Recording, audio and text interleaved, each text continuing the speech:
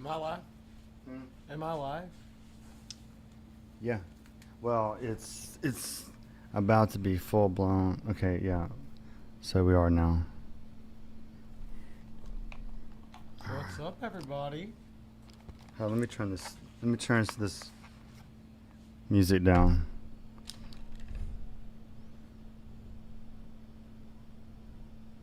All right. So mic check, mic check. Mic check, mic check. My illustrious co-host Reagan. What's up, Jason? I'm so glad to be back doing this, my man. Hey, get closer to that mic. So glad to be back doing this, my man. There you go. There you go. Yeah. Long time. Yeah, I think we had to take down the last episode because of a bad decision I made. Are you making that same mistake? So what's been up? Well, honestly, man, we've been playing some shows. I did, well, I guess to start, actually, because it has been a minute since we've done this. Recently, I got hired with a man named Hillbilly Harold out of Nashville. And Hillbilly Harold has shared the stage with many very awesome acts, such as Slash, Steel Panther, and multiple others. And I'm looking forward to what's coming with that. And that's going to start kicking off in July. And I picked up some gigs with the guitar player of Hillbilly Harold. His name's Ryan. He's an awesome dude. Ryan Snyder. Y'all go check him out. Ryan Snyder? Ryan Snyder, yeah. Who is he? He's the guitar player for Hillbilly Harold, and Gotcha. he has his own project called Ryan Snyder. And but Throne, we played in Gulf Shores this weekend at the Hangout, and it was awesome. It was incredibly packed. Everybody I knew was at the beach this weekend for some reason. I don't know why everybody. I guess the weekend before Memorial Weekend. I don't know if that had anything to do with it, but Hey, so let me ask you this. Yeah. All right, so you said he's got the Ryan what? Ryan Snyder. Ryan Snyder. So I see a lot of rock guys that do that at a certain point What? where they have their own moniker as their show. Well, yeah, he's like he's a good singer and he's a damn good guitar player, and he's a damn good singer, but he already had that going. He moved to Nashville to push Ryan Snyder, but then Hillbilly Harold was wanting to get started, or started branding himself out of Nashville because he's from L.A. Mm-hmm. And that's where he's been based out of his pretty much his entire career, and so he's just now wanting to base it out of Nashville, and he hired Ryan, and then Ryan, I've known Ryan for a minute. He kind of got involved and hired me, or at least helped me, and that's kicking off in July, and we're gonna start doing it then, and it's gonna be awesome. Yeah. What have you been doing? Fucking working. So what do you do besides Guitar Center? I'm an independent contractor. So what do you do? My independent contract. Yeah, no, I'm just kidding. He's over here like security guard, like bodyguard for somebody famous, aren't you? No. Yeah, he is. No. Don't let him fool y'all. Don't let him fool you. I don't know why. He's That's not showing right now anyway, so let me What's fix not showing? Let me fix it. Hold on. We're just trying to go live here, Jason. I know. We're live. We're live. It's just this fucking thing is like this Mevo is not acting right. Pull up the app on your phone, cause you see that space right there. We gotta get rid of that shit. That shit. Yeah. That shit looks. Let's see. Looks ghetto. I got you. I got this. Mexican ghetto. I have Mexican, so. Hold on. Right. I got this, my man. That's what I meant by that. There you go. There you go. Oh, right. Yeah. Oh, there's still a corner. Hold on. I got this now. I'm OCD, my man. Is there a corner? That looks good, right? Yeah. All right, hold on. I'm gonna scoot it this way, so. No. Yeah, you just leave it like that. Well, widen it up a little bit. Here, and I'll come down with No. I want it. Get a little bit wider. Yeah, damn it. Oh, how does that? And then we're going to shrink it over here. Like, no, actually, let it go full screen. Just let it go full screen. Full screen? Yeah. I'm just trying to help everybody. I'm not good at this. I've never done this before. This is Jason's stuff. I just play drums. No, you're good. Okay. There we go. Here, do you want me to shrink it a little bit? Huh? No. Just leave it like that. And then, boom. Cool. All right. And then the other one will be like this. Because this will be the screen in the back. You get what I'm saying? Yeah. Okay. All right, we're going to put that there so we can see ourselves. So now people can see you. Were they not able to see me before? No, we had the standby thing going on while this open dialogue was up. Cool. Hey, move that up that way. Huh? Move that up that way. What's this? Yeah, move that up that way. Well, hi, everybody. This is, well, now I can say hi because now we're on camera, but Jason. Yeah, you were asking me about my independent contractor. Yeah, what do you do? Who do you kill?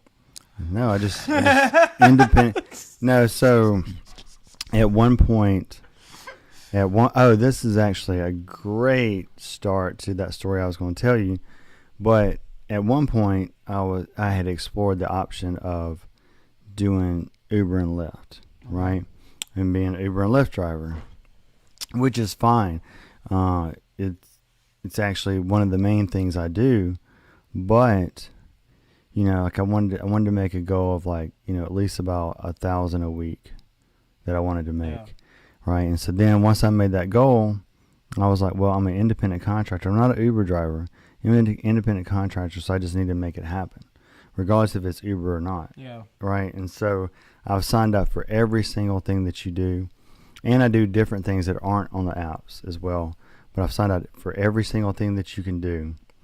And, you start on a Monday at 0 and you're like, fuck, I gotta get to $1,000, right? It's a little daunting. It's a little discouraging, right? So I find it easier if you break it up by day.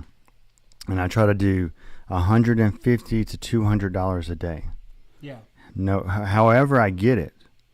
I don't care if it's Uber or Lyft or what, but however I get it, doesn't matter to me. So I start, and I don't like to work nights. So, and I would rather work like early morning shifts. Yeah. So there'll be days, especially kind of like right now, I'll start around 3 a.m.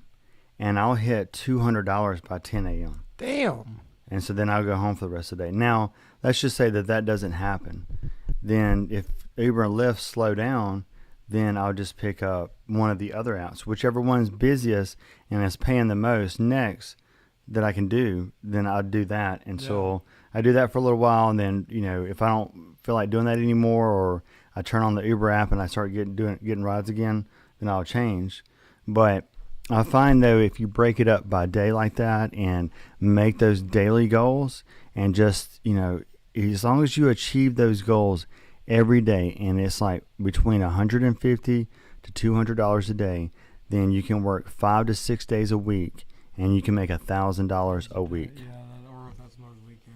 Right, and then, there's so much that you can learn by working the gig economy if you've never owned your own business. Yeah. Just by working these apps and building your taxes and things like that is really building the foundation for owning your own business. And so you just treat the whole fucking thing like a business. Don't be a Uber driver. Don't be a dasher. Be an independent contractor. You do what the fuck you want to with whom you want to. And if one of them starts tripping about some small shit that you don't agree with or whatever, tell them to kick rocks, because you got 7 other fucking apps you can go to. Yeah. Right? Give yourself options to where you don't have to put up with nobody's bullshit, and you can make your living. Well, see, that's with picking up shows with Brian right now, that's one of the main things that I feel like is actually about to start happening, and I feel like I'm about to actually start making enough money off music again to to make a living, and then plus working their guitars at Guitar Center up there, then it would also be more money. So I just feel like it's in a good position right now or I'm in a good position to start making goals like that, because I've never been able to make goals of like $1,000 a week. But I feel Well, like I'm gonna tell you something that you really need to think about doing is setting up like an SEP IRA, right? And like whatever income that you don't need, or just try to make a point to do a certain percent, and you can because a lot of damn, this table sucks, bro. I'm not gonna stand up here and do that shit. Oh man! All right. Or man, we were just having. This was a spur of the moment thing, ladies and gentlemen. He messaged me not too long ago and was like, "You want to go live tonight?" And I was like, "Yeah, sure. I'm off tomorrow." Not. I had that shit just falling off like 3 damn times. It has. Of course, this is a plastic table too. Yeah, it's not the best. Again, spur of the moment, thrown together. What was I saying? Talking about SER. Oh yeah, the Jesus Christ.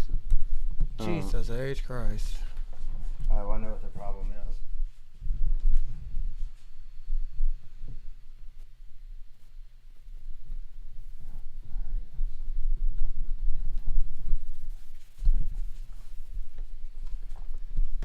Okay. So do you think we went to the moon?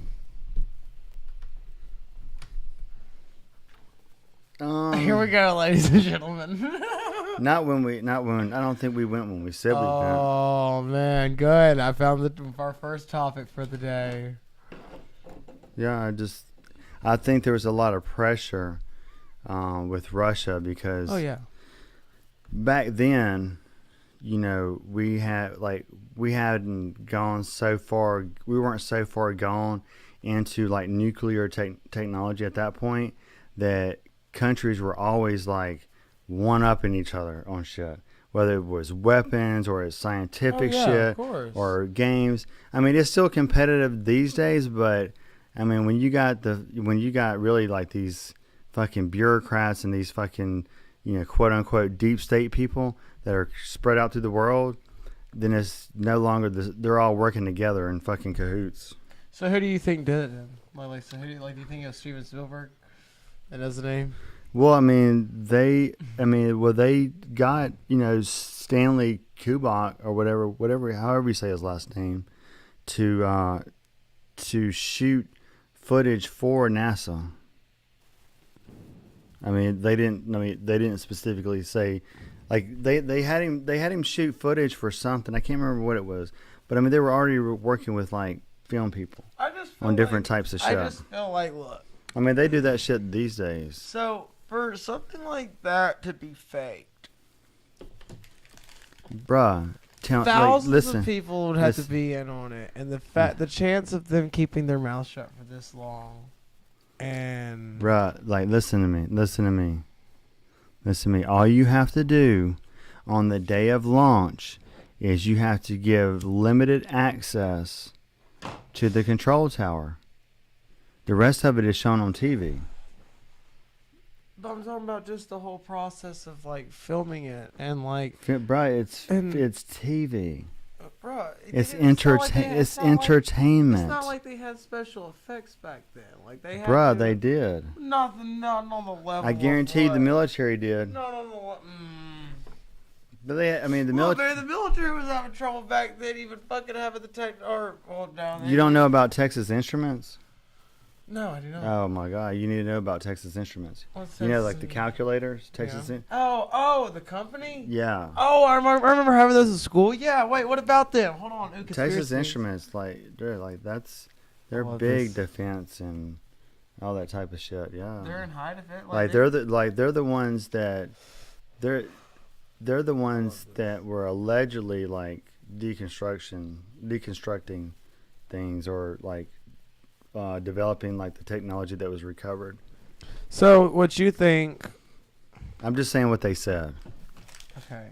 I didn't say that's what I thought. I'm just saying that's the But goal. you don't believe that we went to the moon Not that time. on the first time. No. Okay.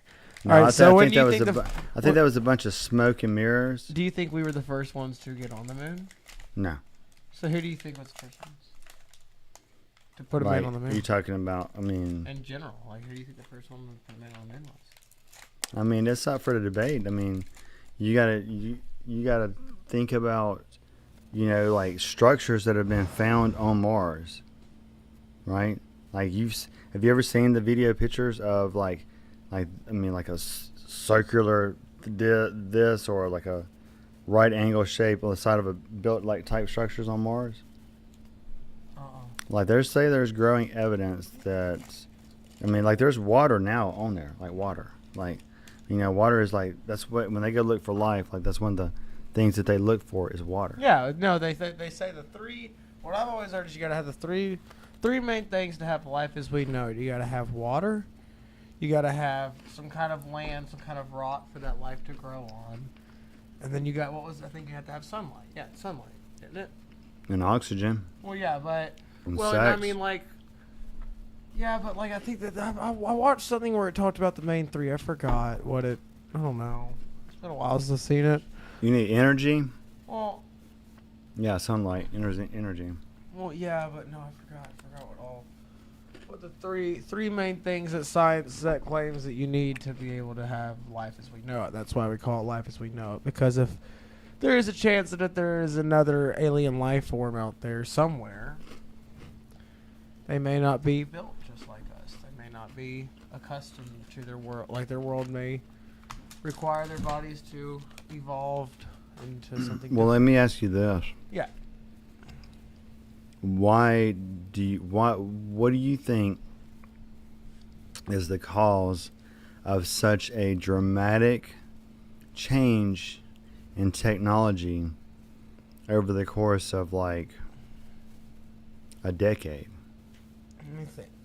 Like we're talking a decade that shit went from like I just think no cell phones to like you're doing business through text messaging. I just think that and FaceTime. I just think that, and like, it just so happened that Thomas Edison found out about the light bulb, and we've just over time have slowly started figuring out more, and it has gotten faster because we've learned how to find out more about what certain materials can do, and like, and what properties certain things can do. I don't know how to explain. Right. I just feel like we understand how to reverse engineer better than what we ever have, and I feel like this Tesla. dude right here. I know Nikola Tesla. I know who Tesla. Do you is. know that this dude right here, like if I'm not Can mistaken, they see this? no, not yet. Okay. This if I'm not mistaken, this dude here was actually made a wireless telephone call back then. And you know how he did it? How? Using the Earth's natural electromagnetic field. I know he So this- played with a lot listen, of weird stuff this- like that. This dude made a cell phone call. But who would have picked up the other end? It doesn't matter. He had the technology to do that shit. Like, But who would have picked up the other end, Jason? so again, I ask you, what do you think is tribute? Like, what do you think? I just think we figured out how to figure things out faster, and I think that once we figured out that it's kind of like the second that we figured figured out about nuclear technology. So why the stall? Why the stall in technology?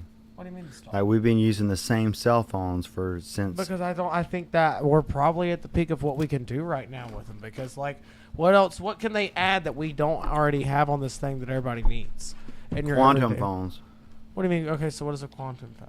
You know what a quantum computer is? Like I know what quantum physics. I've heard that. But Right, quantum computers, like can do like a zillion mathematical equations like every what's that second. is?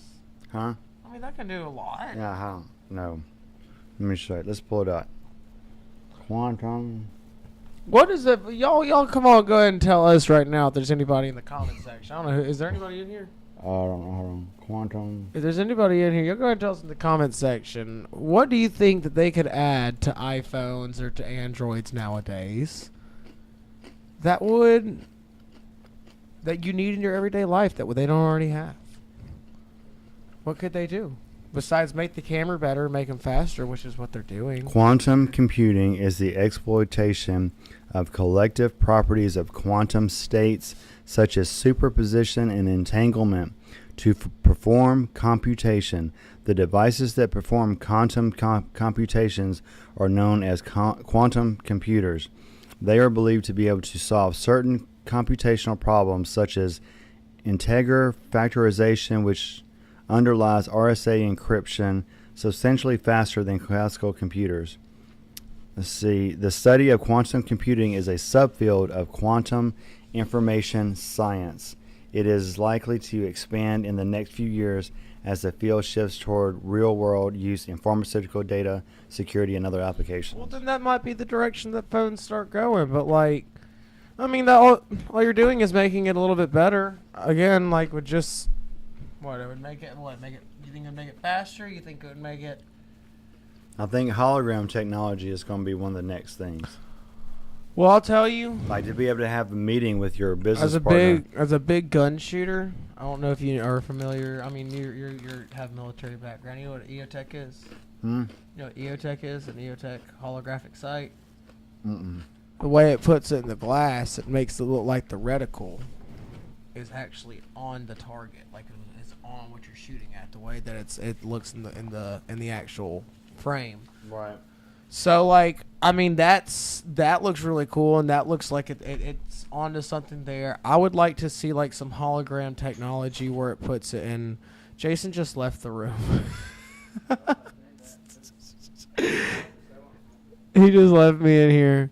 But I don't know if that already exists. I don't know. I don't know if with modern day technology, I'll just play drums and sell drums.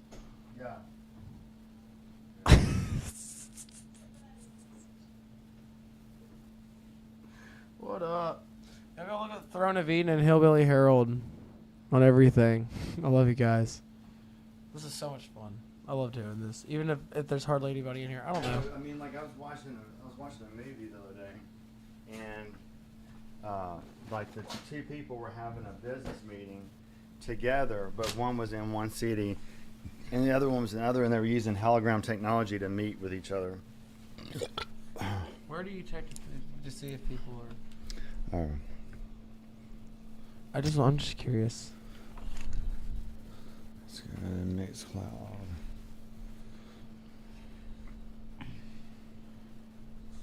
Because if there is, I just want to see the comments.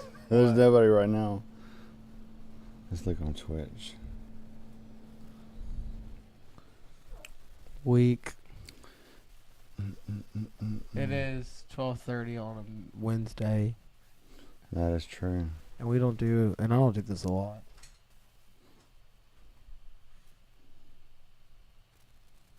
Nope. No.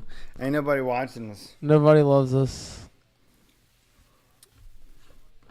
I think it's too late. But anyway, we can still record it. Yeah, no, we're recording. Let's see. What were we talking about? Talking about hologram technology. Yeah, do we have anything that can perform like that, can put it actually? Oh yeah, yes. It's Hey, we got a viewer. Wait. Y'all are gonna love this. It's blue something technology. Blue hologram technology. You gotta see some of this shit. Weak. I'm intrigued. You ready? Yep. What, is this real now? Or yeah, is this it's real fake? technology. This is 2015, bro. It's real. It's real technology. 2015. Yeah. Shit. See, sometimes that's not true. It's not a real. Yeah. See, that video has been terminated. It's fake.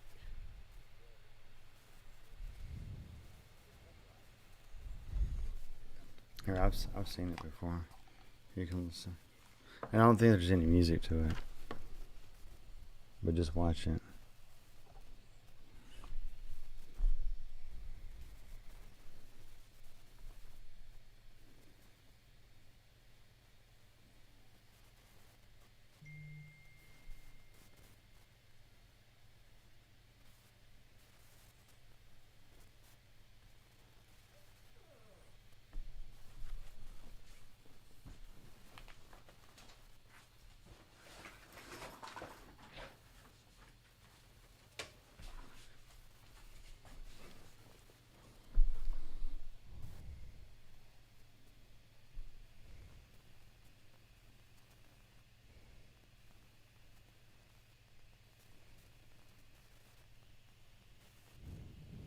So what do you think?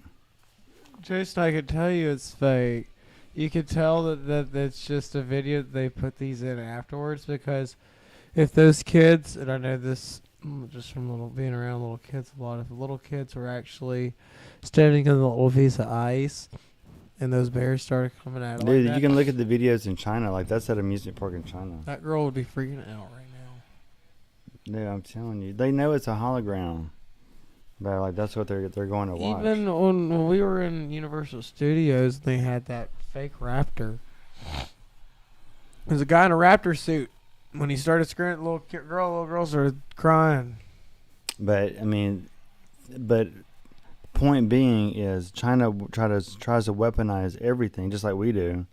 You know they're going to try to weaponize that. See, they're not even looking at it while they're backing up. They're just backing up. They're not even looking at it. You can't even see their face. They're not even looking at it. You can't even see their face. They're not even looking at it. Dude, there's a blob on their face. You can't even see if they're looking or not. Bro, they weren't even facing it. They're touching they're trying to touch it. Listen. Until I see, and I want to see some technology. Look up an EOTech. Look what an EOTech site looks like. I don't. Fuck you. I don't know.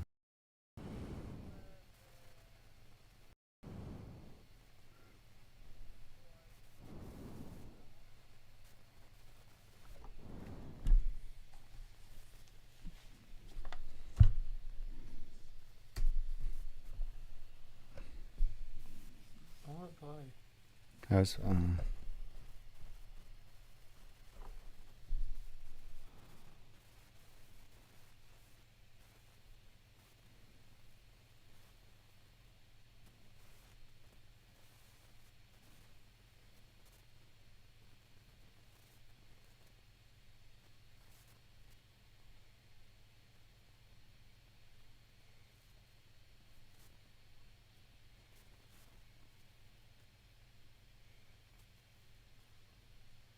They're looking at a screen to see where he's at. They're looking at a screen to see where he's at. what is it? But you see it, don't you? Yeah, but It doesn't mean that they see it. All it. right, then. That's all that matters. You see it. But it doesn't mean that they see it in person. Oh my God, Reagan! What is wrong with you? No, I'm saying that you can obviously see that they're looking at like a screen to see where it's at, like a screen that's behind the camera. Look at what an EOTech looks like. That's probably what I think. What holograms more gonna be? Oh God. What?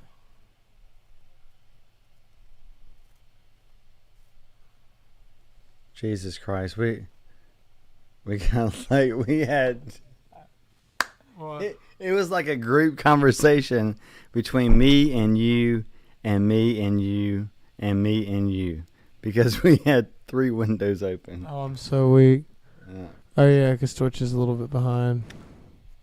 Well, I mean, this one, the audio was on this one, and then like ours. So, I'm weak. all right, what did you want me to look up? Look up an EOTech site. How do you spell EOTech? EO, like the letter EO, tech. And then just type in, holographic, yeah. Hybrid? No, just type in holographic. Yeah, go ahead and see what that is. Just want you to, here, let me see.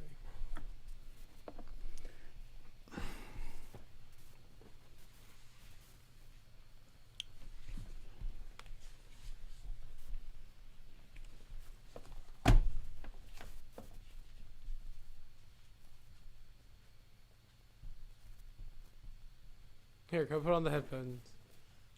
Looking for my. Did you see my vape? Oh, your vape's gone missing too? There's a vape monster around here somewhere. My vape went missing too. See if we turn the headphones like this, if me and him can both hear it. Sure we can.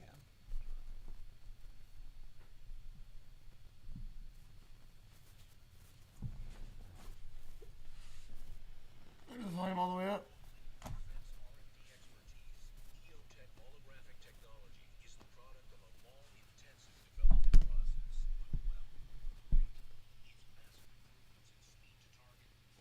So what's up with that? The way that you, I mean, they'll show it like it's the way that the reticle.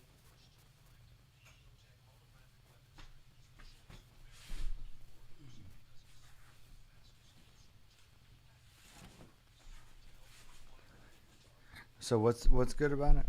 Watch, like the reticle, on the target, downrange. See.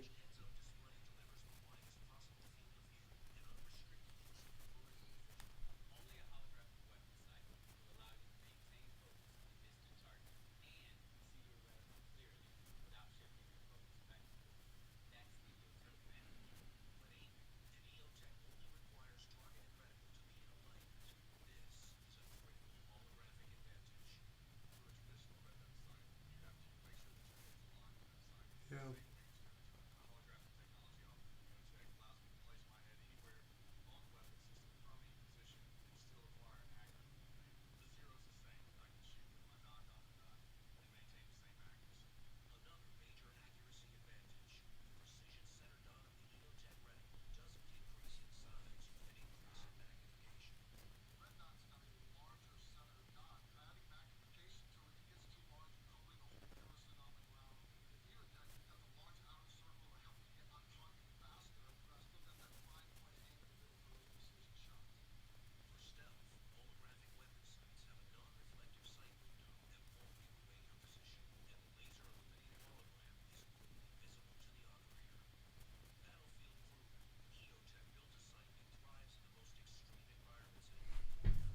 They're expensive.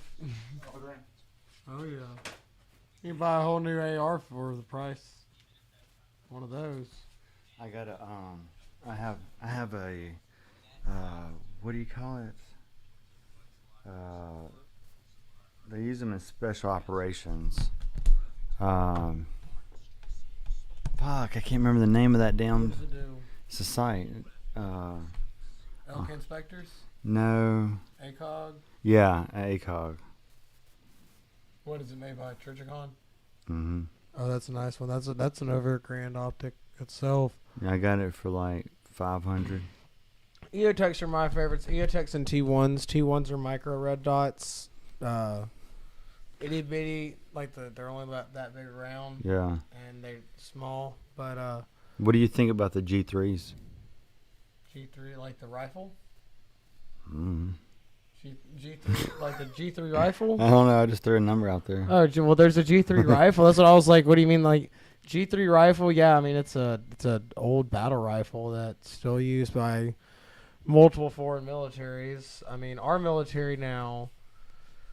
It's weird. So your standard soldier is usually probably, given an M4 carbine, and then your M16. special M16s probably go to your Marines. I don't know if they still even issue M16s. Yeah, M6. Well, because now, see, back about, I'd say about 10, 20 years ago, the SEALs and stuff, what they did is they took a M4 and they cut down the barrel, or they got a smaller barrel to about 10.5 inches with the A-frame sight, and they'd leave that little rail system, and they called that a Mark 18 Mod 0, or at the time it was just a Mark 18. That's what a lot of Navy SEALs use. Well, then they put on a Daniel Defense Block 2 rail. It's called a Mark 18 Mod 1, and that was the Navy SEAL gun for a long time. But now it's the HK-416, and that's the gun that killed Bin Laden. Do you think we killed Bin Laden? huh? Do Do you think we killed Bin Laden? So, do you know the real story behind all that? What do you mean the real story? I mean, think about it. Think about it. Like, Have you ever watched the listen, I never. Think here we about go. it. Oh, here we go. Here we go. I mean, I'm gonna take. No, I'm talking about the mic falling. Oh, yeah. But, dude, they find a 6 foot, 7 foot Arab in the middle of Pakistan all of a sudden? Right? No.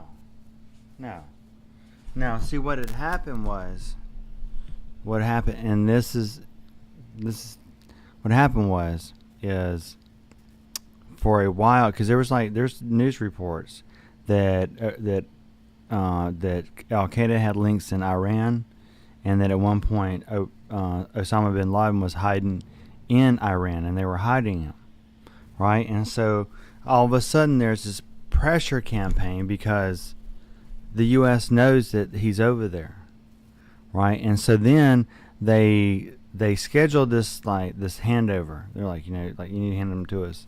And so they took him to Pakistan, where we were supposed to. Was it Pakistan? It was somewhere where we were. Well, not yet. Well, we were supposed to pick him up, but they ended up taking him back to Iran, and then threatened to tell the American people that the U.S. had known that he was in Iran all that time, and that they were toying with him back and forth between Pakistan. Well, they finally, before the election, they finally came to an agreement. That's where all that money that went to Iran, that $400 million and that 1.5 billion that went to Iran a few years back, that's because of that, because of the Osama bin Laden thing. So you think he's alive?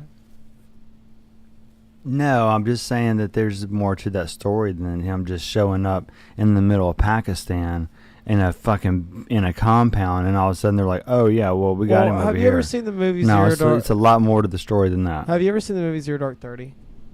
Yeah. See that CIA operative, chick, the SEAL that shot him and her both told the exact same story, and I don't know if they've ever met even after that moment, but it was when he came, when they finally got there with his body and everything, how the man that shot him, I think his name is Robert O'Neill, is one. There's two that came out and have said it shot him, but that was the one that everybody kind of got behind. And they both talk about he took the magazine out of his rifle and gave it to that CIA operative. And they both talked about that. And so I think, I don't know, man. The way that I could imagine him hiding the last place where anybody would suspect. And, Pakistan was supposed to be an ally. Why not go hide? And he does have connections there, so. What are we looking at? So, you remember this guy right here, right? John McCain? Oh, John McCain? Yeah, he's dead now. Right, and so you see who's in his presence? Who they were funding and training and. How do we know this is real? You ask me all the time over. because I can show you a video where the president at that time said that they will be funding ISIL soldiers. And they can play semantics and say ISIS and ISIM and ISU, but it's the same groups. We armed them back in the 80s. Well, that was Al-Qaeda. Yeah, Al-Qaeda. Yeah, we armed Al-Qaeda to fight off we armed these fools too. Probably who was it to fight off? I mean, they needed another boogeyman after 9/11. Well, they've been perpetuating a lie for 19 years. I don't know, man. Bush was too big of a patriot to do 9/11. Huh? I said Bush was too big of a patriot to do 9/11. He's a Texas patriot country boy. Country. That dude is corrupt. Every politician. His daddy was running drugs. So who do you think the Clintons have killed? His daddy and the Clintons are that was who was doing all the dope shit back in Arkansas back in the day. I feel like the Clintons are involved with everybody, and that's scary because we all know the Clintons are involved with some. Have you Very seen shady American shit. Made? I don't even think that's even up for debate anymore between the parties. I think everybody just kind of accepted that the Clintons are up to no good, like always. It's kind of funny. Did they've been up to no good since the early days. Oh yeah, of course. But it's like nobody even argues against it anymore. Everybody's like, yeah, well, my phone just died.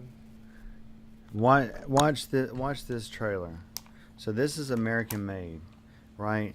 Back in the day when Pablo Escobar was running all his dope, they were running dope into Mena, Arkansas, when Clinton was governor. Okay. Right, and they were using a CIA pilot to do all this because they were trafficking the dope for the cartel and then using the money to buy guns to fight the Nicaraguans. Okay. Play it. And Bush was the director of the CIA back then.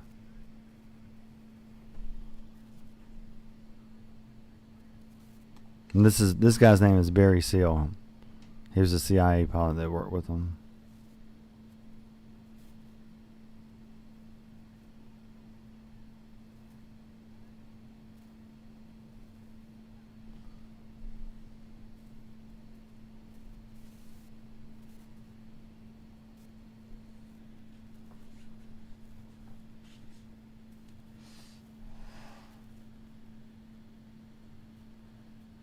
I love this. I gotta see this movie. Yeah, I'm telling you, like that's the Bushes and the Clintons and probably some Reagan too. I don't know.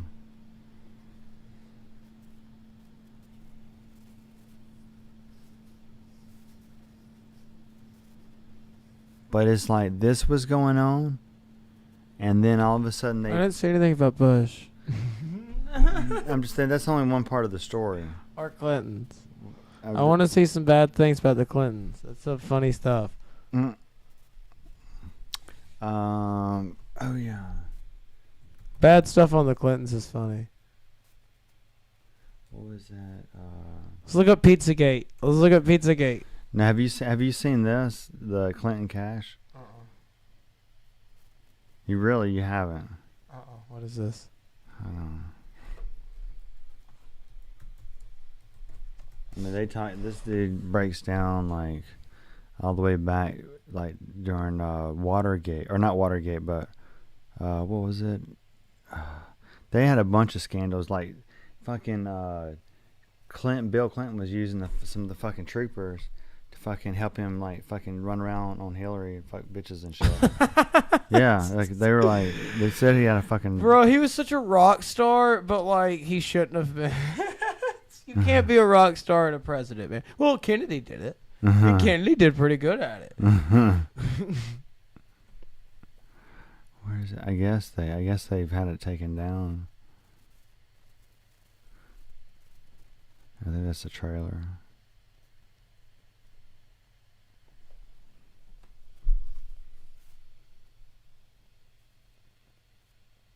Oh, you.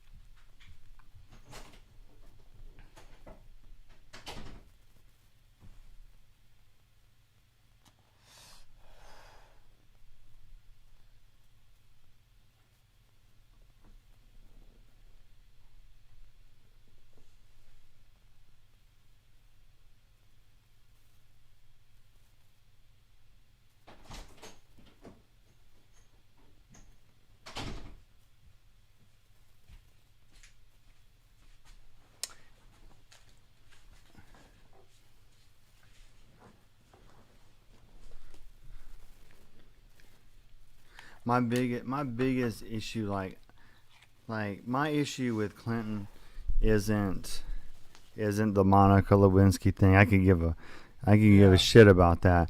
My biggest issue with him is him bringing China into like the World Trade Organization, and now we're bombarded with cheap Chinese shit instead of American-made shit. Well, we can all agree the Clintons are weird, and the Clintons have some bad things on them. Let's check out. You know, do you know anything about the Dan Schneider thing? Dan Snyder? Who's that? So, I don't know. They were a little bit after your time, you little old timer. Do you remember? You ever heard of the show Drake and Josh, iCarly? Yeah. Stuff. Okay, so Dan Schneider's the producer of those shows, and Oh, didn't he molest some kids? well, there's some allegations coming out, and do you remember the Amanda Show? Yeah. Amanda Bynes? Yeah. So. Oh, you know. Well, some no. shit's happened to her. Listen. So, there's a reason Nickelodeon doesn't air the Amanda Show anymore, and it has nothing to do with the ratings or anything. It was one of their most popular shows. It's because Amanda Bynes has lost her mind, or at least she did for a while. Last I heard, she's doing pretty good lately. But dude, that one picture of her in the mirror, where she's like, I was like, what the fuck? Like, she must be on some drugs right there, some awful drugs. Well, dude, they give you like ugly face. One of Dan Schneider's like secondhand guys, he got arrested because it came out that he molested a young male star on the show, and they never released who it was.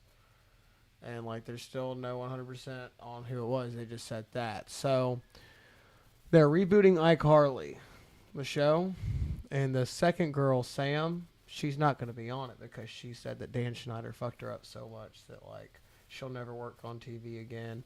Same thing for the kid that played. Well, I mean, no, Gibby. So I heard in an interview where they asked Gibby about the Dan Schneider thing. They asked him, like, you know, did you ever see anything? And he hesitated, and he went, he said, look, I never saw anything, but I'm not going to say nothing ever happened because I don't want to be on the side of the people that said nothing happened if anything ever comes out that happened. Right. And he was like, but I never saw anything.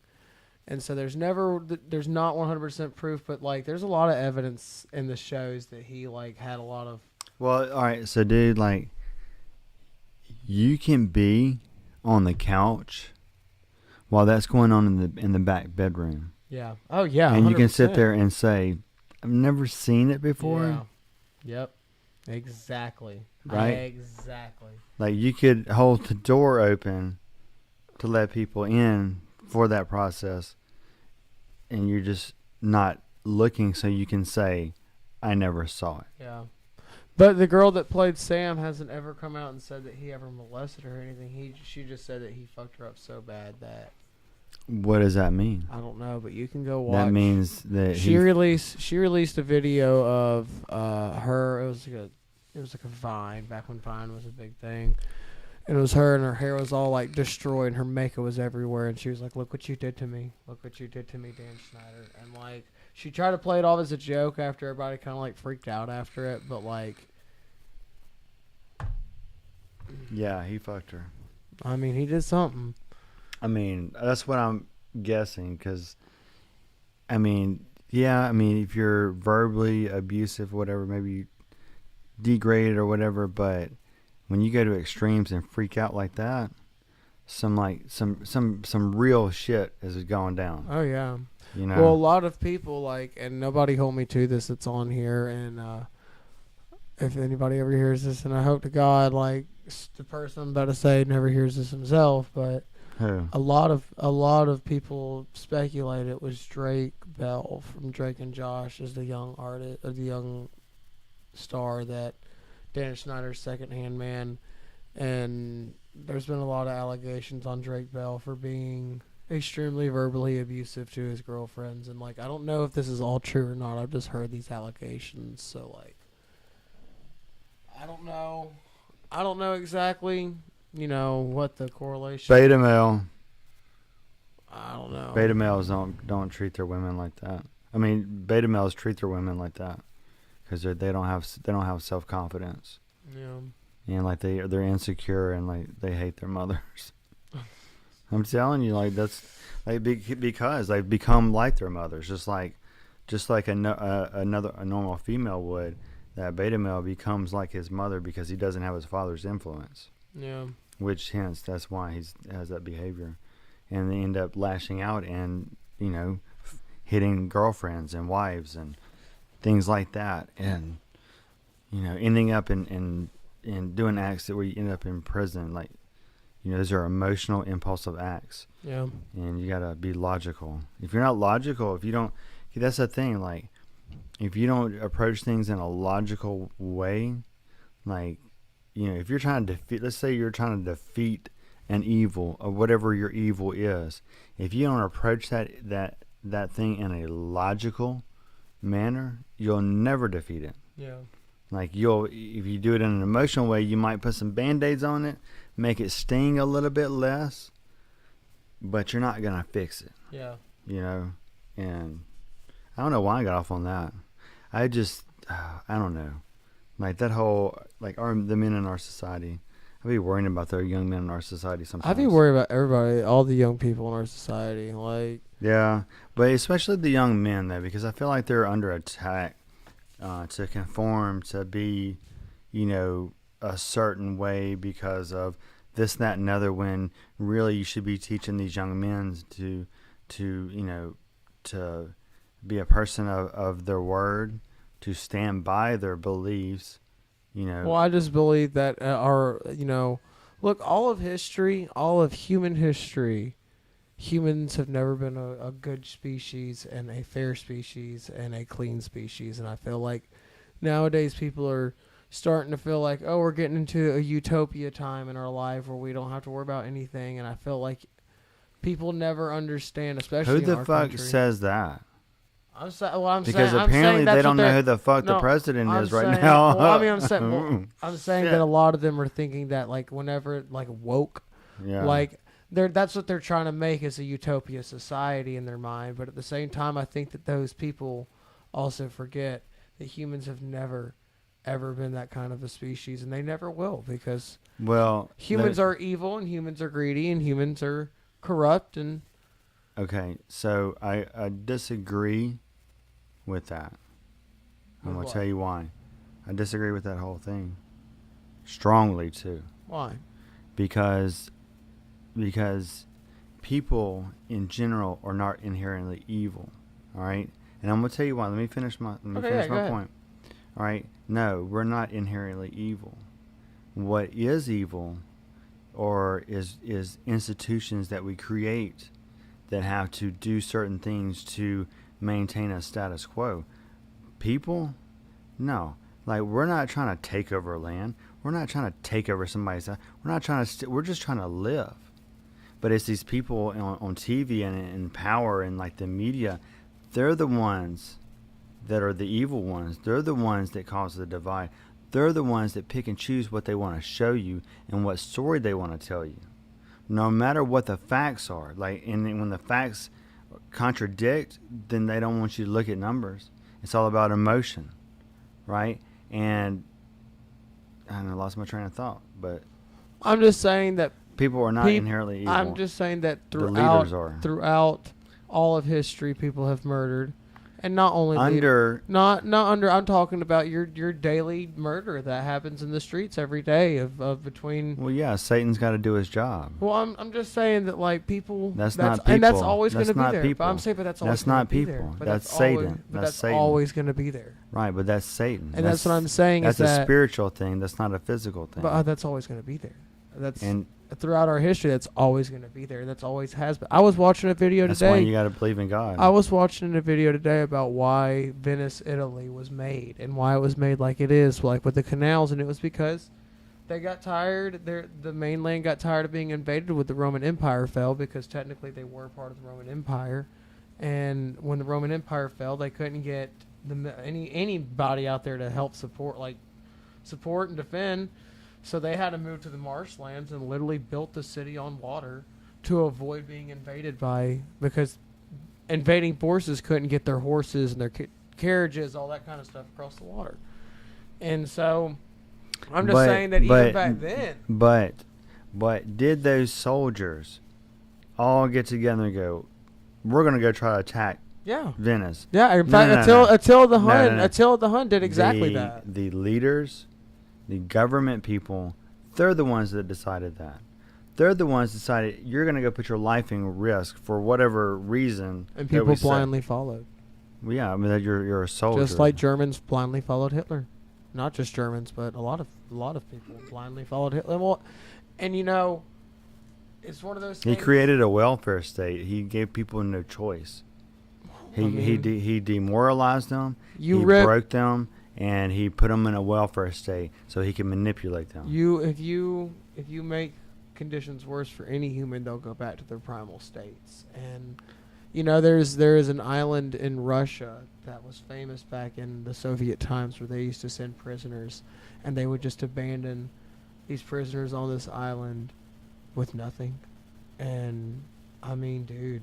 But see, a lot. Talk about the worst acts of humans. But see, a lot of those things that come about come from senior leadership and certain people in this group that propagandize their message to their people.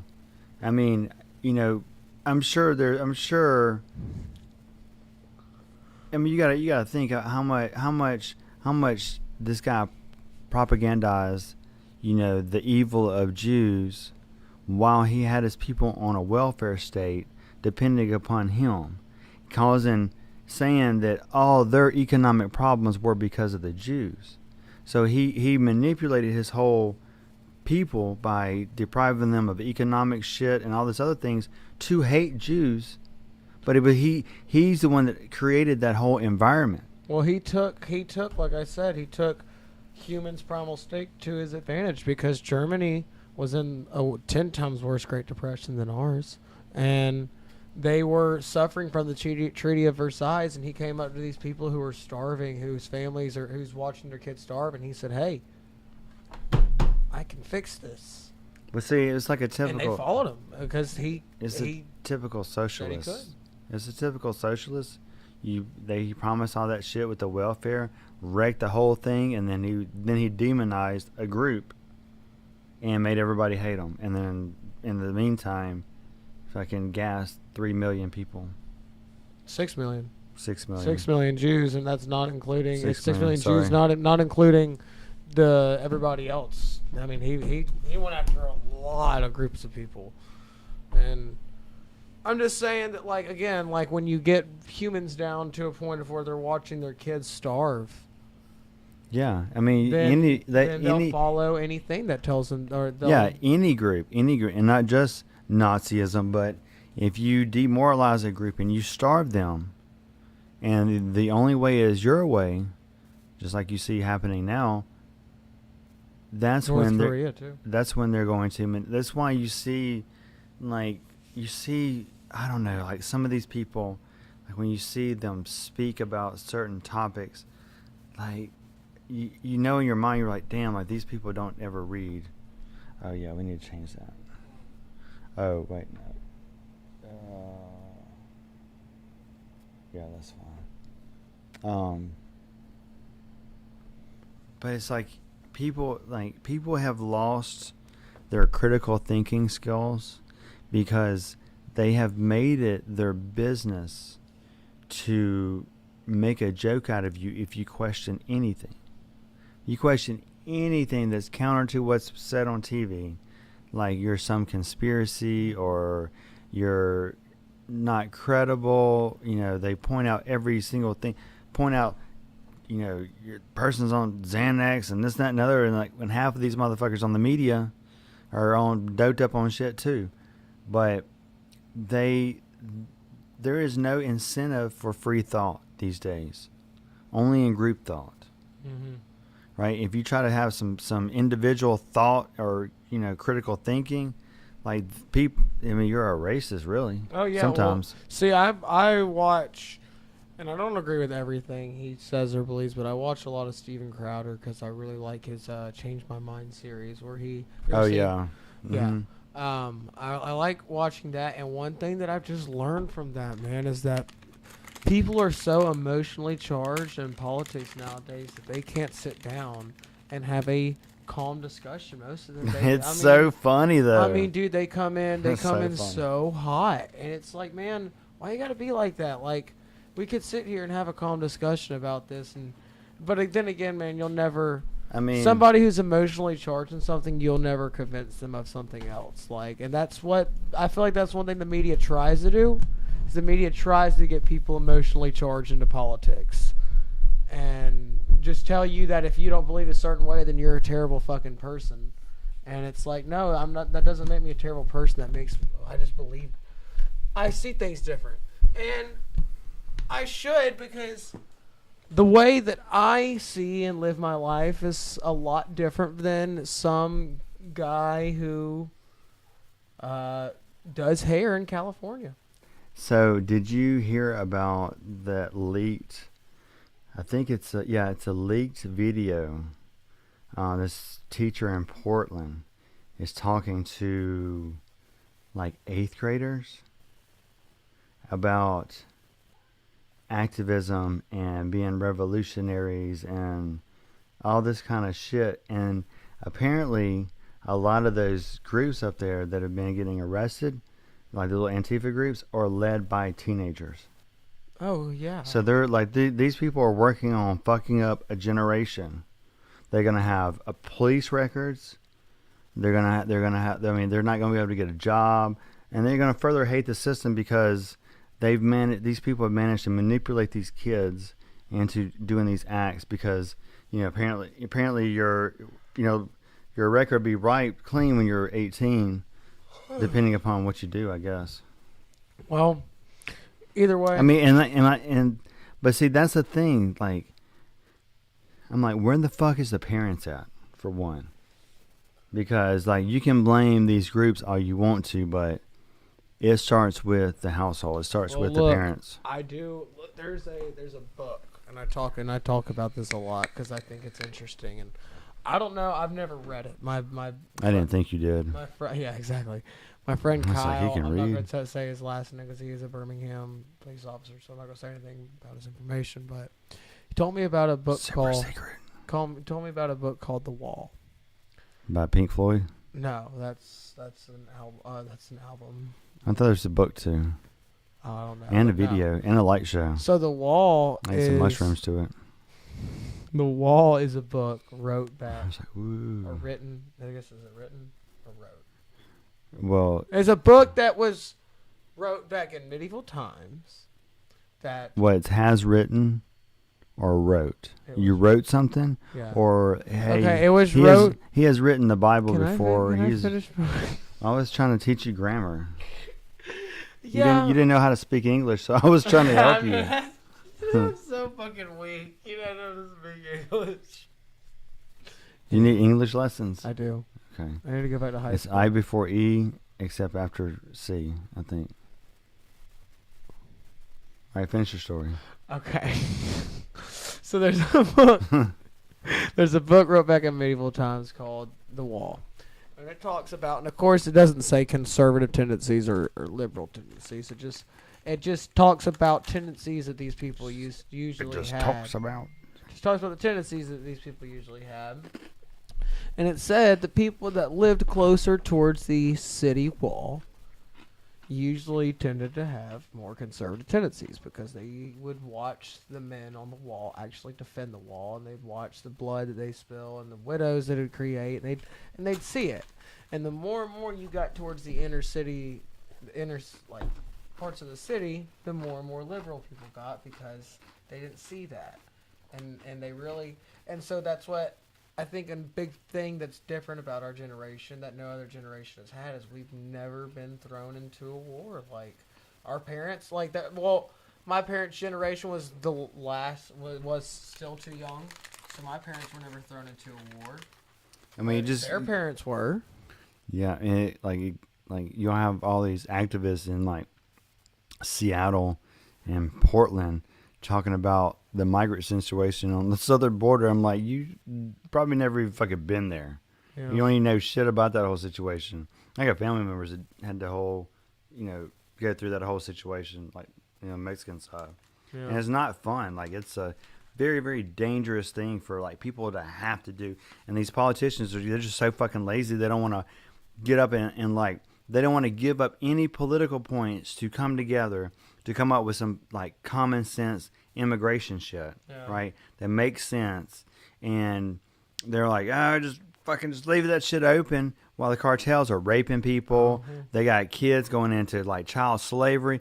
There's an investigation right now. They're talking about $87 million contract of, like, they're busing migrant kids to some undisclosed place in, like, Tennessee or some shit.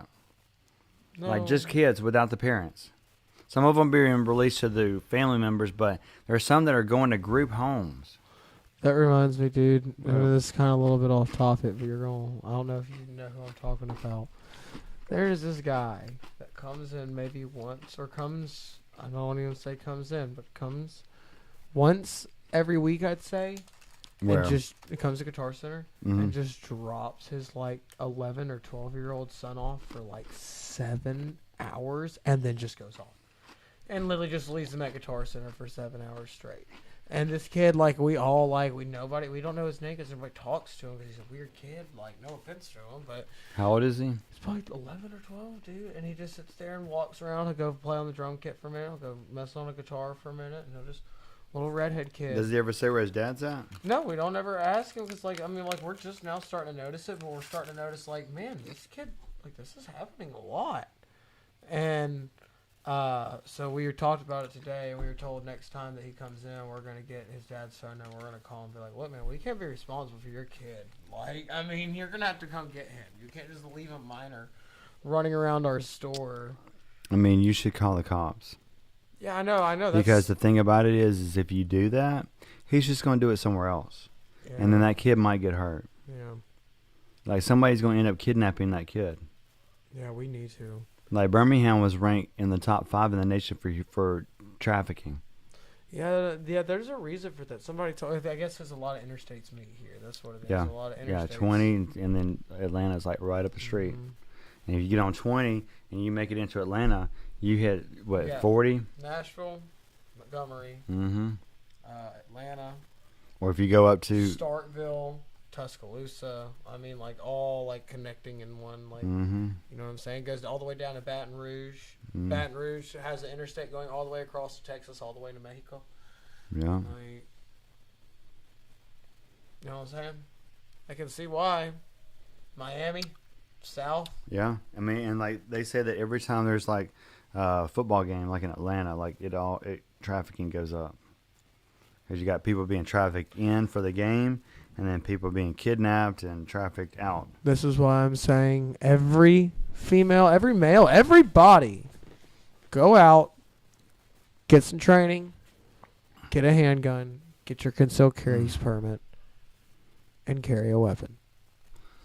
And never have to worry about this. Because I'm telling you, a well-armed and well-trained Militia. I mean, like, citizens, I mean, crime would go down, in my opinion. I feel like it would scare the hell out of robbers knowing that people are more armed and more, and especially trained. Well, that's why the gun violence is so high in, like, places like Chicago. Oh, I know. Because they have some of the strictest gun laws. Yeah. How can you defend yourself?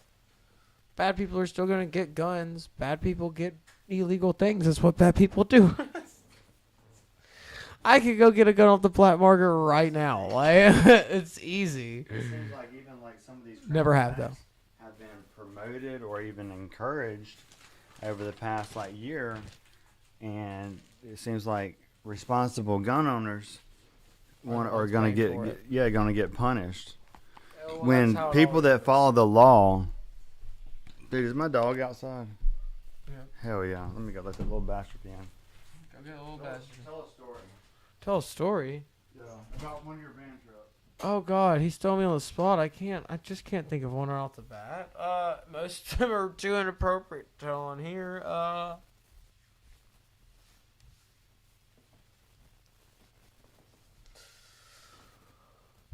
know. We got flamethrowers. Yep. They go.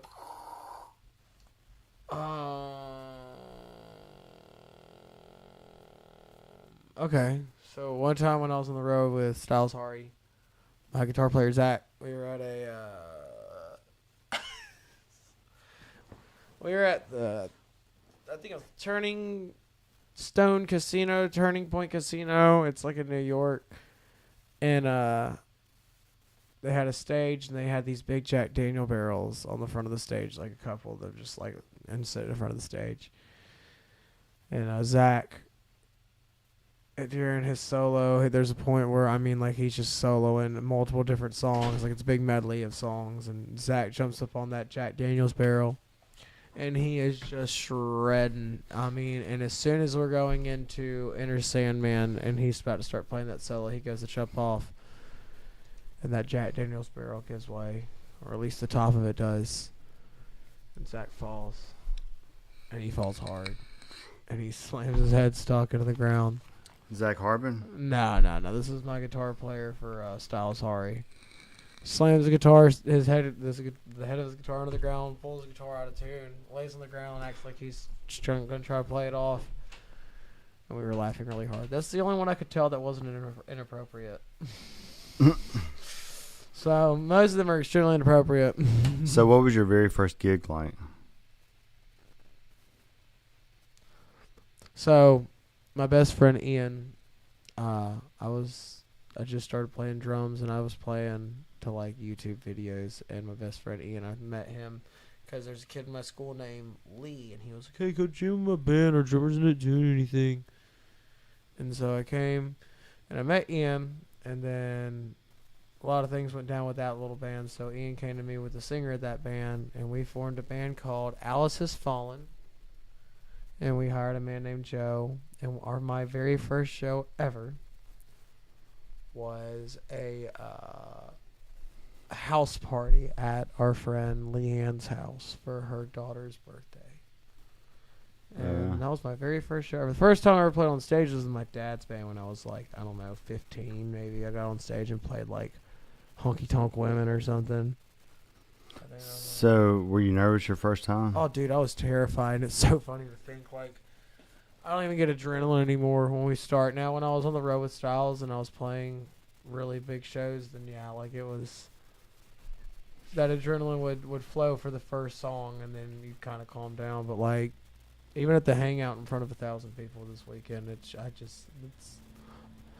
adrenaline's no longer there, which is kind of a good thing, because adrenaline will make you play fast. It'll make you just like I find like, I played for like real small crowds, and I played for like upwards of like close to 3,000, maybe like 2,500, like, yeah. And I find that especially for a DJ, playing for 1,000 is easier than playing for. Yeah. Mm-hmm. Yeah, no, it is. Yeah, a lot easier. But you still have people that freak out. I'd have people that would just get nervous as shit over playing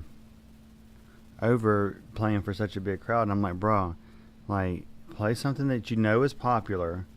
I said, if 200 people feel that song out of 1,000, they're going to infect at least another 100 to 200. Yeah. So you got an automatic like 400 people close to it that'll groove to it. And I said, that's close to half.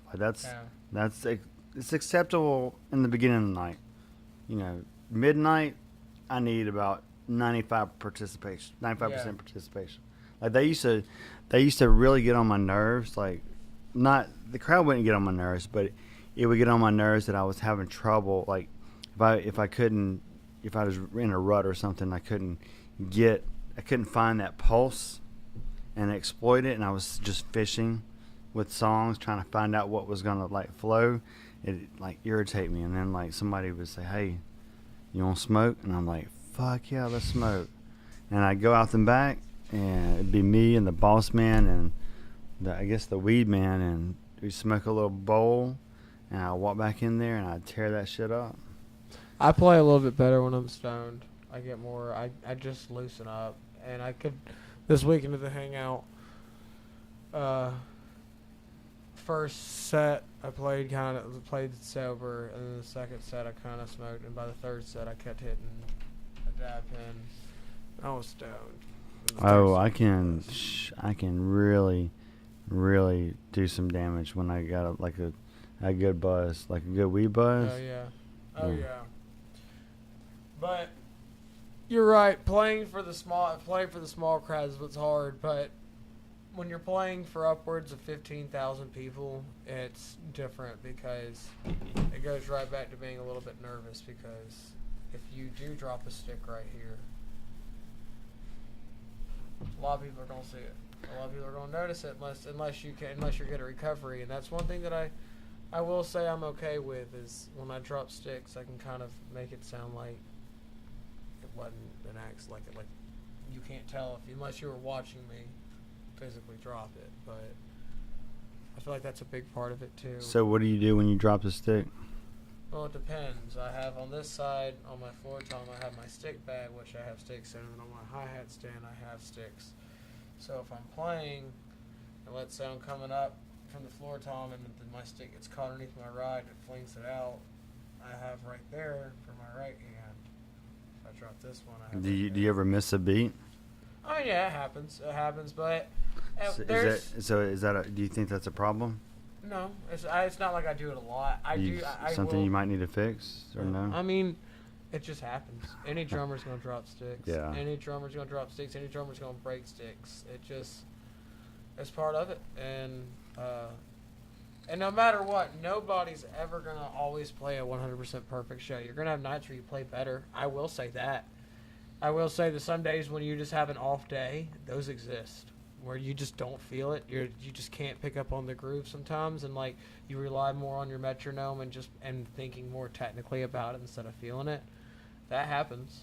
I don't know what it is. That sucks though. I hate that. Yeah, I don't know what it is about those days. I don't know if it's just you got things on your mind, but because I've tried to like if I'm gonna work on a project, I'll get all this music together, right? But I'll boil it down to like either like one CD or like two like amount of songs, right? And some days, like I've tried it before, I was like, all right, these are the songs that I want to put on the project, right? These are the ones I want to put on there. Now I need to figure out the order, right? So I was sitting there trying to plot it out, right? And arrange them and then get on the turntables and just mix them how I had them laid out. But when I did that, it just didn't feel right. It just didn't feel like it came from my soul.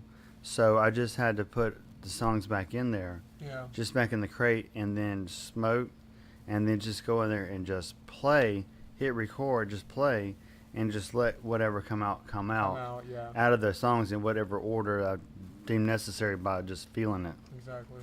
So, Well, I'm not gonna lie, Jason. I'm passing out over here. you're being such a pussy. Well, I am. If I don't have practice tomorrow in Nashville, I'm off, and I would be down. What time you got to leave tomorrow? If I have practice, it'd probably be about. I gotta leave about 8. In the morning? 8 in the morning, yeah. Because it's about a 4-hour drive, and we usually start at 12. So, if that is a thing, but I don't know if it is or not. If it's not, I'm down to do this. We can film multiple episodes tomorrow if you want. Yeah, just let me know whenever you find out. Yeah. I love everybody. Are we going to end this? You going to keep going? Yeah, no, I'm in this. All right, so just make sure you like, share, subscribe. Pay attention tomorrow, though, because tomorrow night I do have Lady A from Birmingham. Do I know Lady A? I don't know. I met her, like I was doing this, buddy of mine had this thing going on where people were performing for a chance to open up for Tory Lanez, or work with Tory Lanez, which is a rapper. Huh. And so I met her there, and like I liked her set, and so I was like, hey, I want to get you on for an interview. So she's got a new single coming out, and so we're going to talk about that tomorrow. And then I can't wait. I met a black country singer, and the song that he let me listen to was dope. Really? dope. Yeah, it really was. It just, I told him I was like, I like country. I'm not like a huge fan, especially like the poppy country. But I do like some country. I like Upchurch too. Yeah. But I told him I was like, country needs like some soul in it a little bit. Some like, because this poppy shit, it's not country. No. I like the rock country and the metal country. It's like pop music with a country twang. Yeah. But anyway, so that's it. We're out. We're out. I will see y'all tomorrow because if I don't, man, I kind of want to be here for that too. So We'll just quit the band and that's how that works. just come on and do this full time. How much you gonna pay me?